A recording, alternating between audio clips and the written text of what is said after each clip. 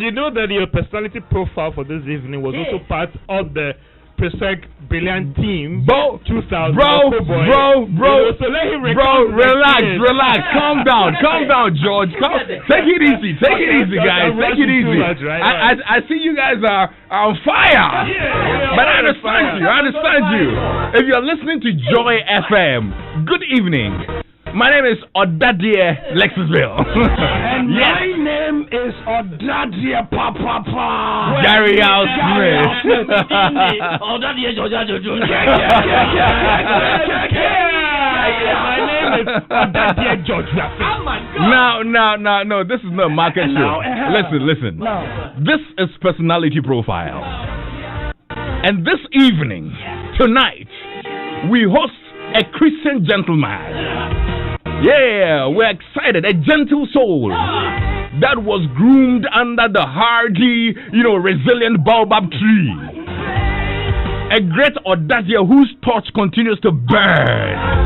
His light shines brightly in all corners of the country. He's a medical doctor who has served at the Legma Hospital. Yeah. He's the member of parliament for Lejokuku constituency. And currently serving as the Deputy Minister of Health. Let's make some noise for Odadie Dr. Baron Oko-Boye! In their lives, we shall see light. Illuminator. Welcome, Chairman. Looking at the way things are going, I think we have to send a proposal to the Education Minister so that Presec is made a university prerequisite. I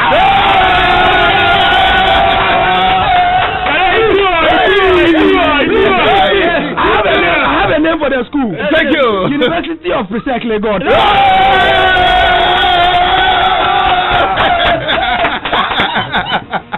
Because I think we've crossed high school status. Yes, of course. Very obvious.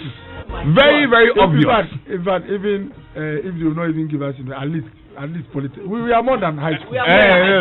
Polytechnic or university. It should be tertiary. We can't be in the same Once you complete research, you should be awarded a degree.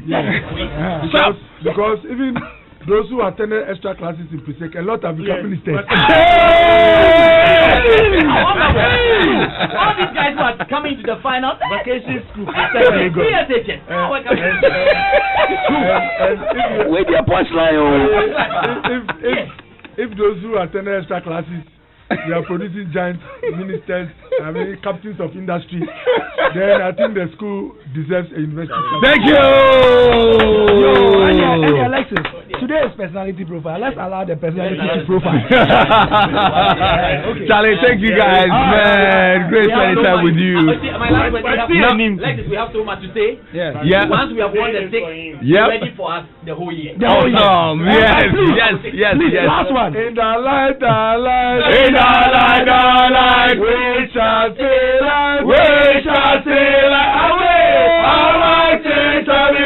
Away. Our sins shall be taken away. Shall be taken away. So that your child will go to Presec. Hustle. Work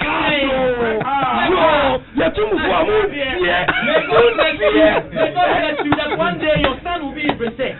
Oh my goodness! No. Before you guys go, I think we need to activate the phone line. Oh yeah. I think we need to activate the phone line. They say take your child to Presec. Who attended Presec? Yes. Or had extra classes in Presec. Or passed in front of Presec to their school. That's right. Please, I'm married to Presec.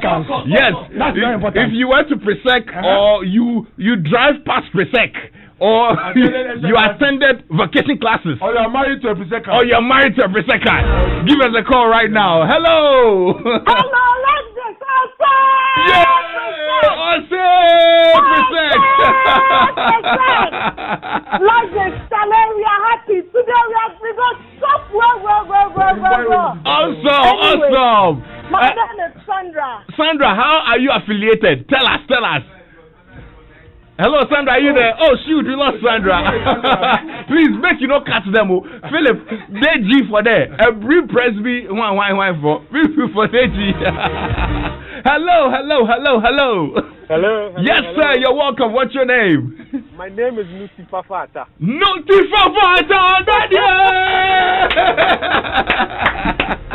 Talk to me, brother. How's the feeling? 6 is home. The feeling is so good, man. The feeling is so good. You awesome. know how we've come so close in the last couple of years. Yes. And it never happens. But today, it finally came home. It came home, and we're all proud. 6 is home. Nuti Fafa, Charlie, thank you so much, my daddy, your brother. Yes. Oh my goodness, this is amazing. Let's see who else is here. Hello. 0302-216-541. Special one for the Blue Magic. Hello, Lexis. It's me, Sandra again. Sandra, talk to us. Of my son, Maximilian Shadow, being a Presec and still in school. Awesome. We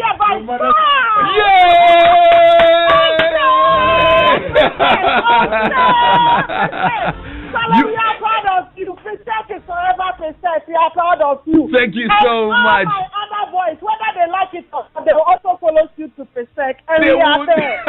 Whether they like it or not. Oh my goodness, I'm loving this, y'all. Yes. One more call and then we get back to the conversation here in the studio. Hello. Yo. Yes, man. Talk to me. I need some chill shandy. 3 bottles. My brother, Charlie, drink responsibly. It is working like something. I know, right? Charlie, you do all. All right, brother. Thank you so much. Charlie, the feeling out there is crazy, man. And it must be exciting for you, especially because you know how it is to be there at the finals of the National Science and Maths Quiz. Yeah. You represented Presec in the year 2000. Oh, boy. How's the feeling? It's a very nice feeling. You feel the weight of the whole school on your shoulders. Wow. And, Presec is established as one of the best science schools. In fact, like I said, now it's the best in the country. And not only in Ghana. For many years, the best 3 students from West Africa, you've always had 1 or 2 Presecans in the first 3. Awesome. So Presec has established itself. And when you happen to represent Presec, it's like playing for the Brazilian national team. Yeah. It's like playing for a group that is known to be masters of the art. And I am so excited about this particular team for 2 reasons. You have to master both the science and the art. You see, the competition involves 2 things. You must have knowledge. Okay. More often than not, we have a lot of knowledge. The art aspect of it has to come with how to gel as a team. Okay. So that you know who makes the first attempt for a difficult question. Oh, wow. Who comes in when it's easy. I mean, when to press the bell. And how to consult each other quickly before a bell is pressed. All those things is an art that must be added to the knowledge. Wow. That's the science. So once the art and the science come together, then you know that you're on your way to victory. And this team has the 2. In fact, the combination is very good. Yeah. They have serious knowledge, which is the science aspect, and their art in terms of their communication is also excellent. And I'm not surprised at all that they won't comfortably. I was actually going to ask you what kind of preparation goes into it, but it looks like it's a lot more than learning the syllabus and whatnot. In fact, that's only the first step. A lot of folks, if you are talking about just the syllabus, you can get maybe 300 of the likes of these guys who are representing us. But beyond the knowledge, you now also must look at timing.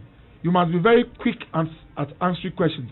You also must look at the harmonization. I mean, the harmony between the team. They must be able to communicate, even non-verbal cues. Because sometimes, based on how they look at each other, one should be able to tell each other, "You're good to go," or "Don't press it," and all that. And I think that is what makes the difference. It's the art that makes the difference. As for the science, a lot of folks have the textbooks, they give you the knowledge, but coming together and performing is what makes. But I need to be sure of one thing though. All the questions that they ask, do all the students learn the same thing? Because this is like all the students like they go bring some Legon questions to add. Let's be honest. Because Presec, usually the admission process is very competitive in Presec. You have a situation where, I mean, in my class, by the 2nd or 3rd week, people are done with the whole syllabus for the year. The students who come have serious capacity. Okay. In terms of their background, the knowledge, and all that. Of course, you meet some who need some support, maybe middle level and all that. But a lot of the students are very sharp, and so to have emerged as the top 3 in Presec to go for a competition, it means that they are well baked. Wow. And that is why you see all kinds. I mean, there are occasions they answer questions, and others say the questions are wrong. The guys are very. So internally, means that internally the competition is even tough to be selected to represent the school. I will not be surprised if you should organize a competition in Presec and include these guys. They will have tough competition within Presec. Wow. So there are many of their lives over there, and maybe there should be just like they play Premier League and play Europa Cup, and then the other ones. Apart from this, they should give us another set. And we'll match them on. Oh my goodness. But tell me about the treatment, because I think back in Presec, I remember the people who represented us, then it was Brela. They had a little bit of prestige and they enjoyed some pampering. But back then, did you enjoy some of the sort? Yeah, Presec, because knowledge, being sharp, it's a value that we hold very dearly in Presec. So really, although you have a situation where almost all the students are sharp and intelligent, there is also this effort to identify folks who have overwhelming and unimaginable sharpness or intelligence. Yeah. And because it is like a tradition, some way, somehow, by the time students come, new students, within the first 1 month, after the first term, knowledge goes that these are the very wild guys around. Oh, wow. And when I say wild, it means they have an average of, let's say, maybe 99 score in class, and there are many with 95. You know, so I mean, it is like a tradition. It's one of our customs, or it's part of our culture to find out and celebrate those who have unimaginable intelligence. And for some reason, you feel it. You are giving some respect. Yeah. You know, you are giving your place. When you show up at a place, sometimes even first years will come to you and go like, you know, I want to be like you. Can you come and teach us and all that? And some of us, when I was in the third year, sometimes we were teaching first years. Wow. You know, they gather, they want you to, you know, because there are many approaches to solving a problem, especially in science. Yeah. And sometimes when you get different concepts, the understanding becomes better. And Good so stuff. Presec is a big family. Charlie, we are excited today. If you're just tuning in, this is Joy 99.7 FM, Personality Profile, and coincidentally, we actually have a Presecant in the studio, so we are totally excited. Yes, I'm spending time with Member of Parliament for Lejikuku constituency, and currently he's a Deputy Minister of Health. Yes, Honorable Odadie Dr. Bernard Oko-Boye. You can send us a WhatsApp message on 02-055-1111997, okay? I'm sure you've got questions to ask. I have a lot of questions to ask, especially from his days at Presec.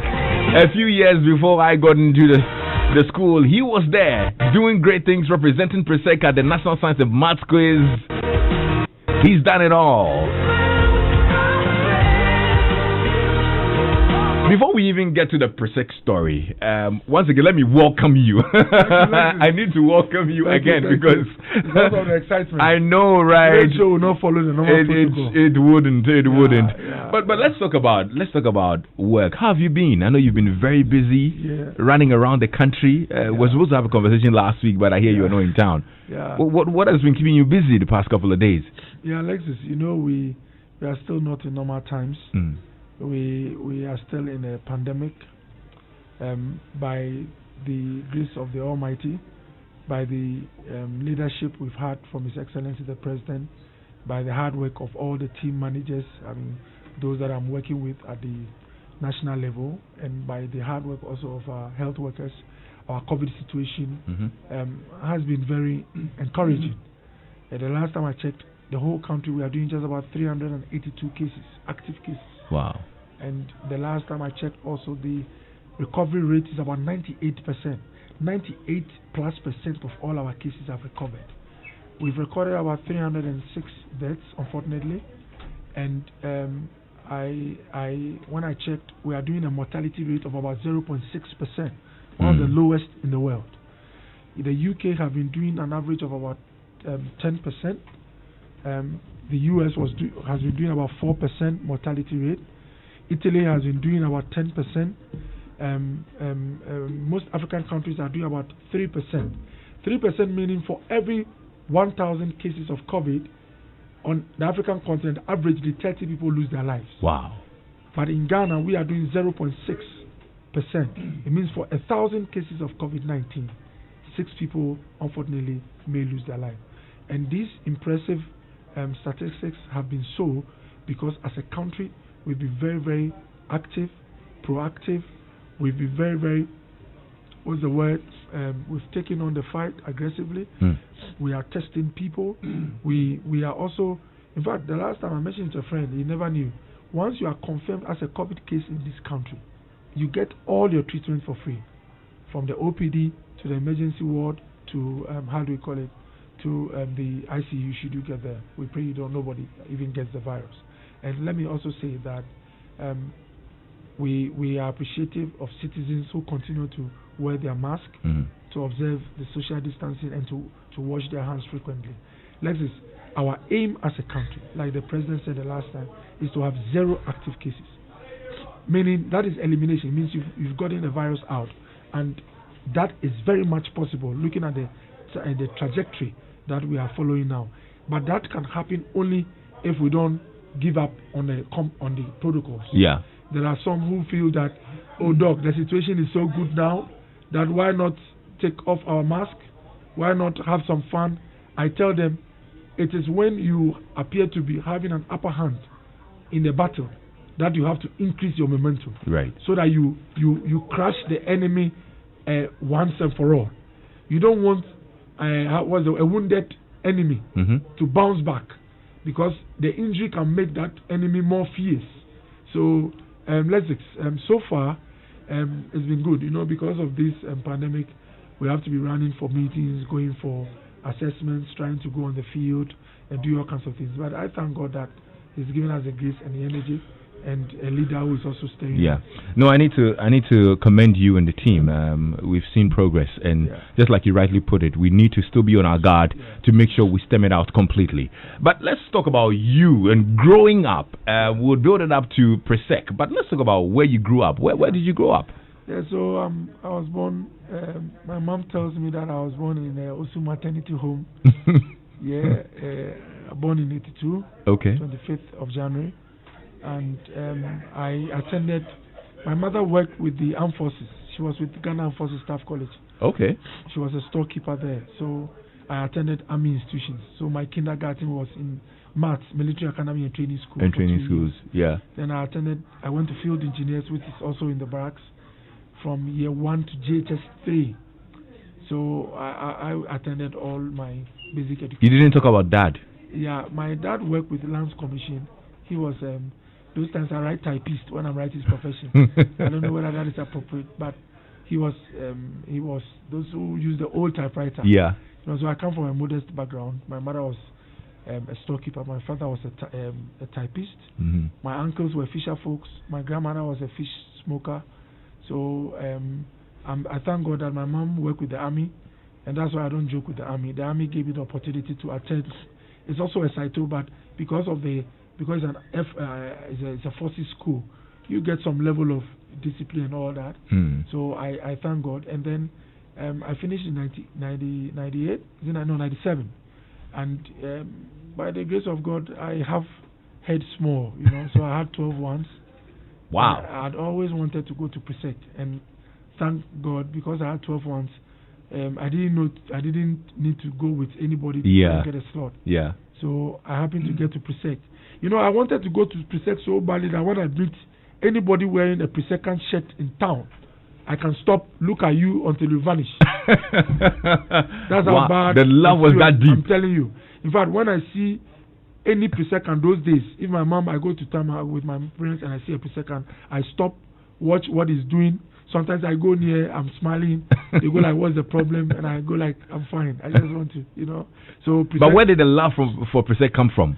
When I was in how do you call it, JHS, I had a love for the science course. So one of my teachers told me, "What do you want to do?" I said, "I want to be a doctor." He said, "You have to go to Presec.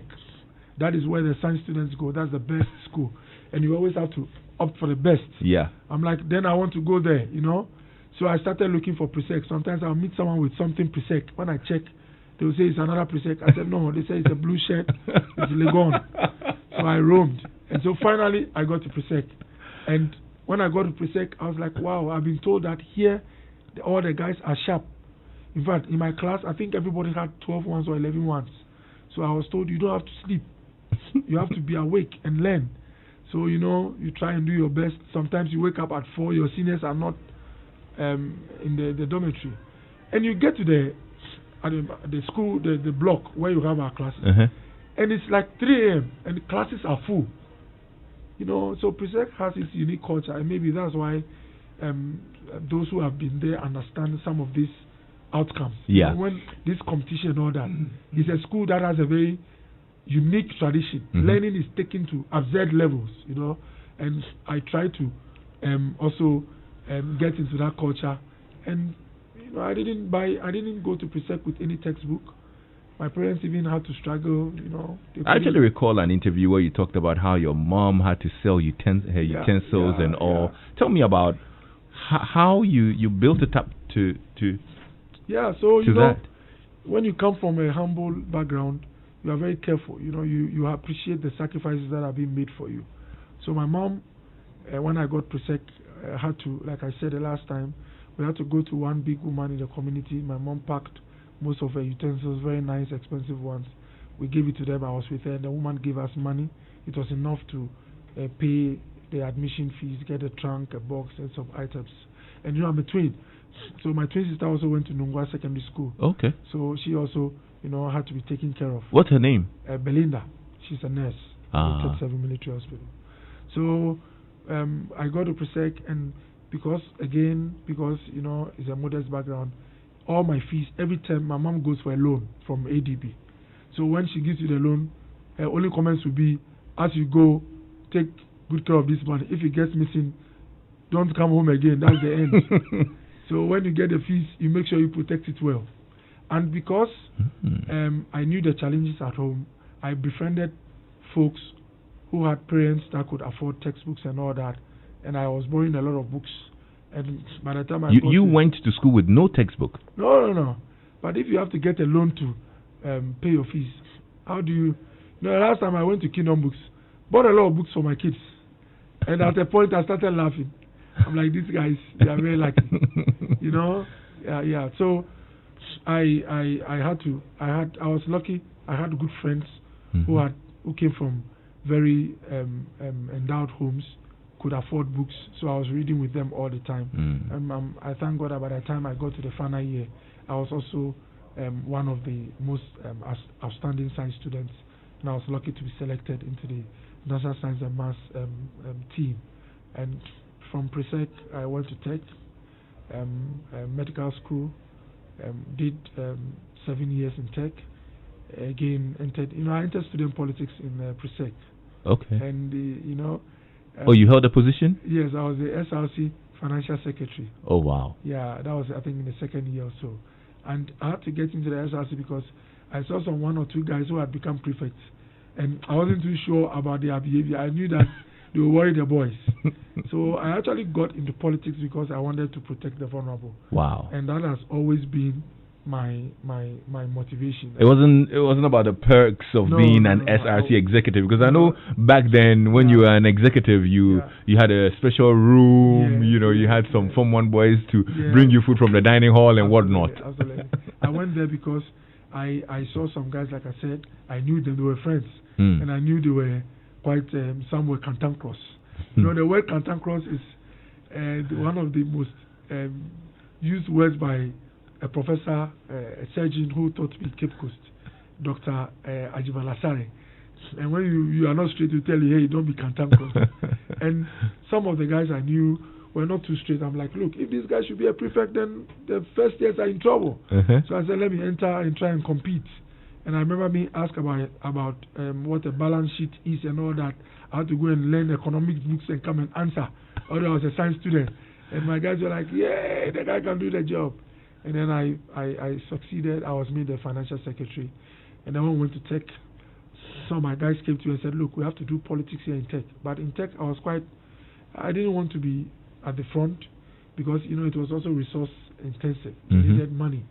You have to print bills, you have to go around and all that. And again, remember, I'm coming from a modest place. I have the view, but, I said, let me take my time. But luckily, I had some friends who said, no, we know what you are capable of doing. We are going to support you. And I partnered one gentleman, a friend from Presec, Maximus Edusafo. Maximus, yes. And I was his running mate. We campaigned and we became the executives. He was the SRC president, I was the vice.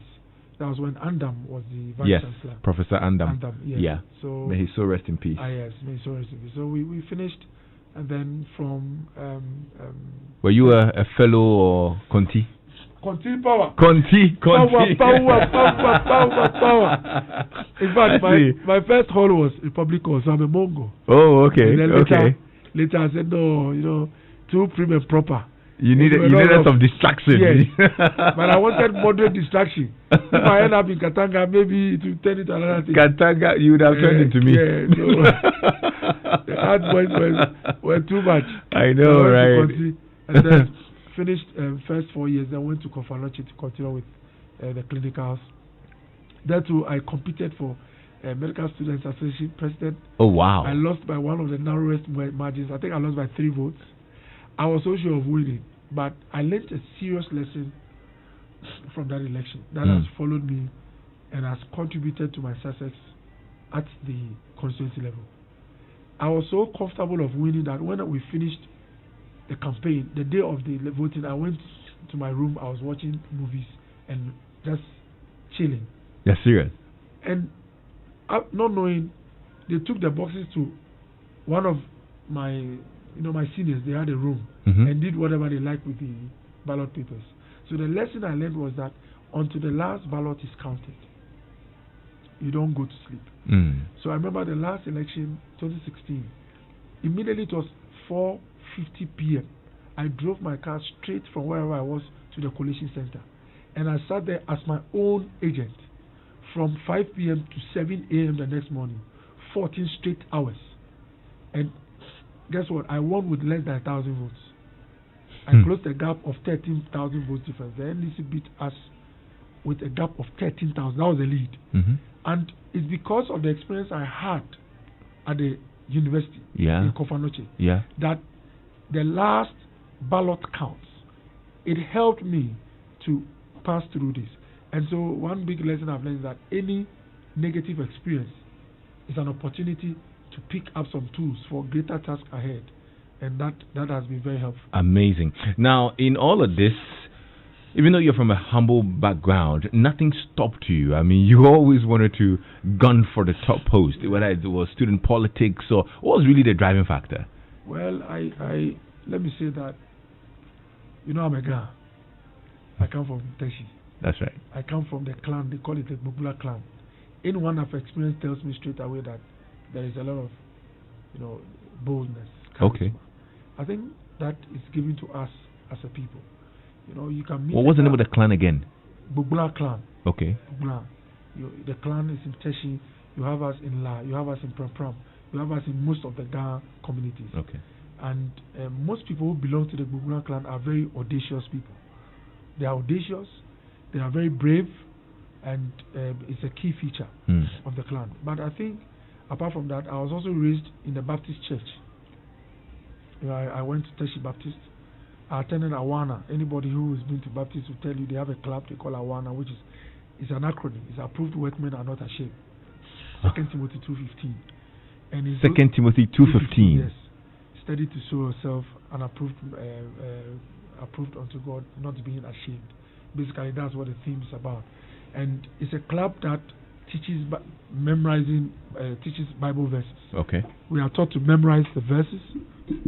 We are taught to memorize the verses, and you are more or less shown the Christian path. Yeah. And one of the things you learn, if you are brought up in that way, is that if you have Christ, nothing can stop you.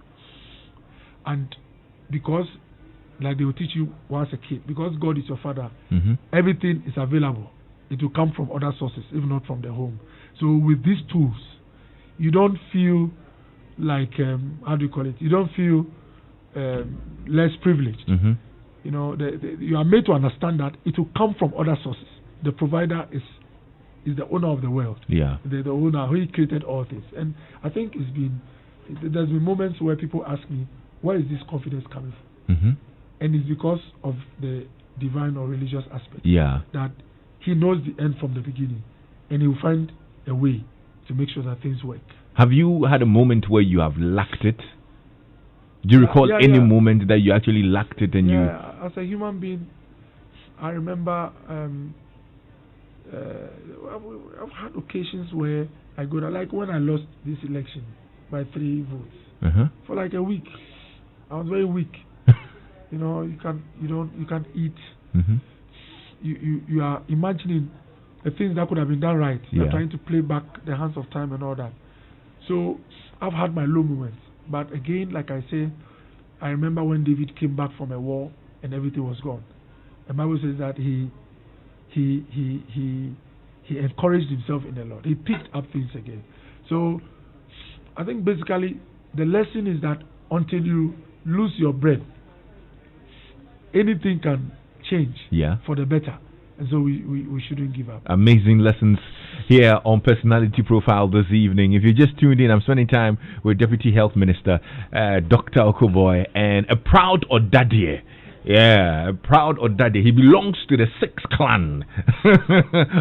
Yes, groomed under the great baobab tree. Christian gentleman. They're a very a Christian gentleman as well. You can send us a WhatsApp message if you have any questions on 055-1111-997. So let's talk about work. You wanted to pursue your passion. You told your teacher when you were much younger you wanted to be a doctor. Yeah. And true to it, you studied medicine from KNUST to Confanoche. What happened afterwards? Yeah, so from 2009 we finished med school, and we had the opportunity to choose which region we want to do our house job. That's the internship. Yeah. So my roommate is Shaggy Bernard Damson, very good friend. We were three Bernards in the class. Bernard Damson, Bernard Brew, aka Sizzler. He's now, I think, a senior doctor at St. Asimfosu, one of the Catholic hospitals there. So my roommate Shaggy is from Cape Coast, Bernard Damson. So when we went for the interview, I chose Cape Coast. I remember at the interview they asked me, why do you want to go to the central region? We were raised in Accra, you schooled in Accra, and I couldn't give any. I couldn't tell them my roommate is coming from central, so I'm going there. So I gave some funny excuses. But when I left, Shaggy entered, and they asked him, and he said, "Oh, he went to Fatipim. He grew up in Cape Coast, was born in Cape Coast." And they asked, "Do you know Bernard Boy, the doctor?" Okay, he said, "Oh, that's my roommate, my father." He said, "Okay, that's why." That's right. Yeah, so I was in Cape Coast for the Cape Coast. I worked in the Cape Coast Teaching Hospital. Then it was Central Regional Hospital. From 2009 to I think 2011, then I moved to Tema General Hospital. Did some 8 months in Tema General, and then finished my house job. And then I went to Dunkwa Onofin to do some private job. I actually wanted to go private sector. Okay. I didn't want to do public sector because I'm not the kind who likes to do status quo. I want to operate in my own field. In your own, yeah. So I went to. You're a rebel. Yeah. I'm a non-conformist, So I went to a private institution. I worked with a person for a while, and then later, I think the owner of the business said he had some challenges. I'm like, okay, well, let me go back to public sector and see what's up. So I was posted to Kibi Government Hospital in the Eastern Region. Okay. That's Chebi. Yeah. So I was in Chebi for about 3 years, from 2012 to about 2015.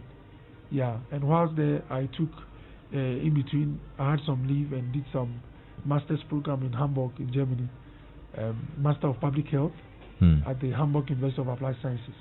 That was a 2-year program. But I usually when the semester is off, we're on break, I come back to work and all that. So from Kibi, I came to La General Hospital. That was in 2016 because I had to get closer to home because I'd gone for primaries and I'd been selected as the MPP parliamentary candidate. So my last 6 months was with La General Hospital. And then finally I took a leave without pay, I think somewhere in, September of 2016, so I could do the last lap in the election. And I thank God that the good people of Lejukuku voted for me, and I had the opportunity to represent them in Parliament. And let me add that ever since they voted for me, I've still been consulting at the Lekma Hospital. I'm on their staff role, but I don't take any salary. It's purely pro bono, and I've been doing this for the past 3 years and 10 months, and I'm happy combining the two. Once you spend close to 10 years picking skills for a particular trade, it's difficult to let it go. Yeah. So in my car I have my SFIG. I always carry my SFIG and my stethoscope everywhere, and I thank God also that I worked outside Accra. I had the opportunity to pick a lot of skills, and I'm happy that even as of now, I can enter any unit, whether it's emergency or any place, and apply the skills. So, what's the difference between working in the private sector and the public sector? Yeah, so when you do economics, you realize straight away that private sector is profit oriented, and the profits come from efficient management. You have to be efficient for your output to be more than your input. That's for your revenue to be more than your expenditure. And because efficiency is what will guarantee you profit, you can't afford to be doing things anyhow, you know. And because you also have targets, you push yourself. Push yourself comes with innovation. Innovation allows you to achieve more with fewer resources. And so these are things that are very unique to the private sector. Being innovative, being efficient, and knowing that your survival depends on your efficiency. Yeah. In the public sector, maybe you can be at a place whether the efficiency level is 80% or 60%. It's possible the salary is the same. Yeah. You know, so those are a few things. So we have to find innovative. I think now. Doesn't that worry you as a health minister? No. As a country, I think over the years, I mean, these are general statements for the public sector general, but over the years, reforms and the rearrangement of state institutions and entities has brought some level of agency, and people are now being pushed to be innovative, especially when sometimes they keep a part of their IGF, where you know that you can keep part of the resources, the revenue you generate, and that can help you to take better care of your institution and also to take care of yourself. People are now motivated to be efficient and to know that when they work, it's not like they are working for a buying, but they also have stand to enjoy the resources.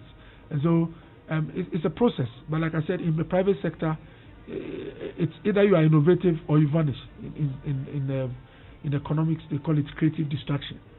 I mean, those who were using, who mastered my father, like I said, was a typist. When the computer started coming, they had to quickly learn, or you are pushed out. And so, you in the private sector, your survival depends on your adaptability. You must learn to move with whatever is in vogue. Yeah. But you can afford to be lax in the public sector. What's the biggest lesson you learned as a medical doctor? I think the biggest lesson is that you must give your all for the patient, because you never know who that patient is or is connected to. You know, my first 4x4 that I used in my campaign, you know, my car was an Audi 2. You know, when I was doing the campaign, I was a cool doctor driving some Audi 2, which is a small car, and I had to use it to do my rounds. By the time I finished my primaries, the parts were coming off, and it got to a time I realized I needed a strong car. Yeah. And guess what? It's a patient I'd taken care of who took me to the sun and said, "This is my doctor, give him a car." And right there, I was given a car.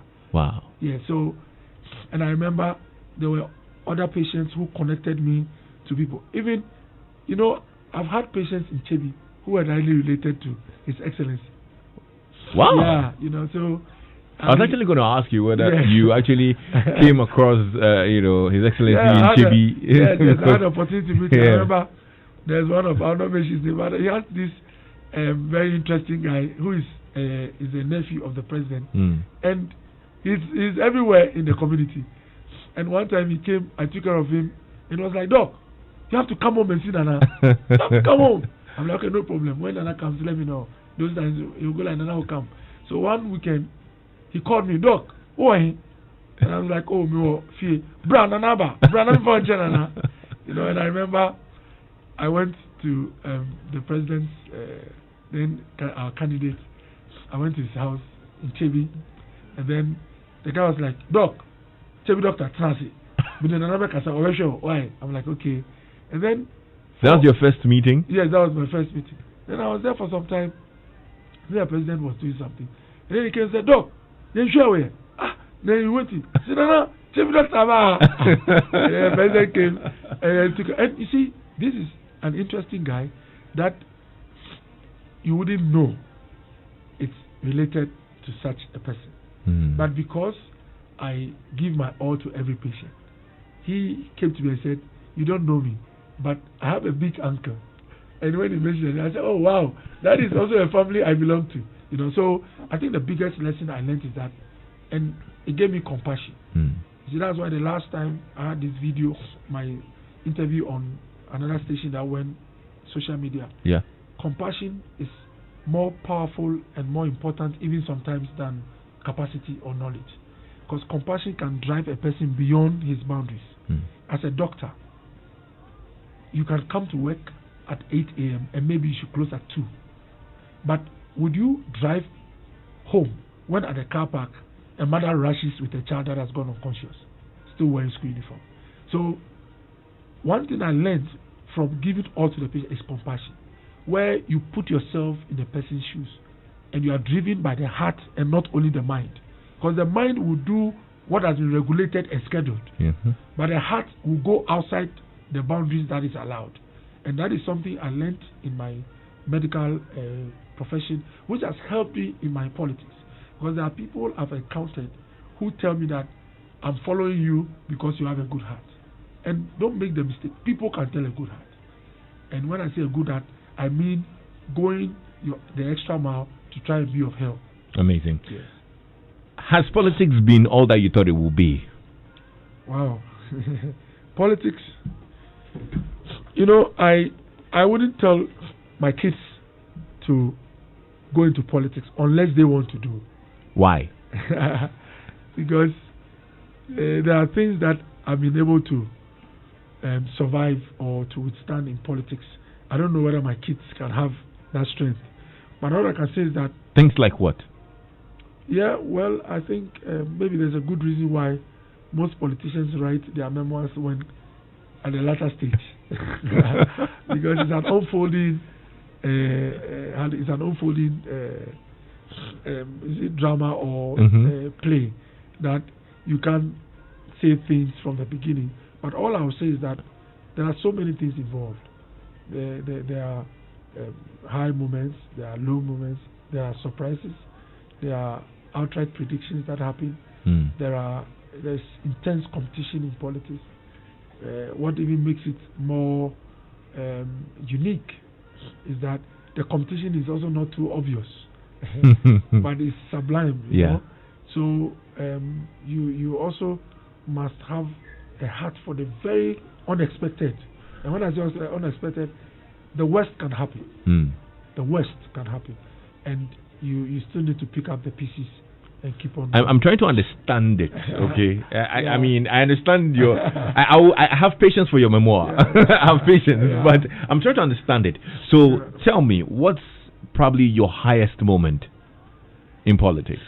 Well, I think you know what. When you enter politics, sometimes it's not about you anymore. It's about the family and the people who have their hearts attached to you. And these are your corporates, people who would do everything for you, those who would take a bullet for you. And most of these folks that I work with, you know, in Lejokuku, almost everyone who's become an MP there received or was given a ministerial appointment or position. So when I became the MP and I wasn't given any ministerial position, some of them were disappointed, you know, and they felt that being given a ministerial appointment is an endorsement of hard work, or it's a signal that you are valued. So, but I didn't necessarily see that. I see it as an opportunity to serve, and when the right time comes, you get it. But like I said, in politics, sometimes it's not only about you; it's about those who are also with you, who have their hearts with you, who can be very down because something they wished for didn't happen. And then guess what? When I never expected, if you ask me about my highest moment, I never expected when the president, mentioned or issued a statement that I was going to be the deputy minister. But guess what? I called my chief of staff or my brother who manages my affairs in the constituency, and it was like taxi drivers, market women came to his house, jumping, blowing the horn. Wow. Like they were excited because they interpreted it as a message that your son or your brother is valued. Is valued. So I think because of the extreme emotion that I witnessed with my people, I always say that it made me very, very joyous, and it made me feel like they've gotten what their heart desired. I mean, I would have loved to talk to you all day. Seriously, you're a great conversationist. I love it. But we're running out of time, unfortunately. When Presec wins for the 6th time, and Gary I'm watching Gary on screen. He's on TV now. We don't need to talk about anything. We need to talk about just Presec, But and to thank the God who established the Presby Church. That built Presec Legon. Thank you. And all the great teachers we've had in Presec. Let me take this opportunity to say a very good one to Mr. Adoyobo, who taught me chemistry. To F.O. Tyrone, one of the greatest physics teachers of our time. Let me also acknowledge the wife, Mrs. Achampong, may her soul rest in peace, and our own spiritualist who passed recently. What's the name? He has some nickname, but the Osofo. Dom P. He passed on, I think, earlier this year. Just a few years. May so rest in peace. Mr. Dompre. Exactly. And greetings to all the bad boys who were in Presec.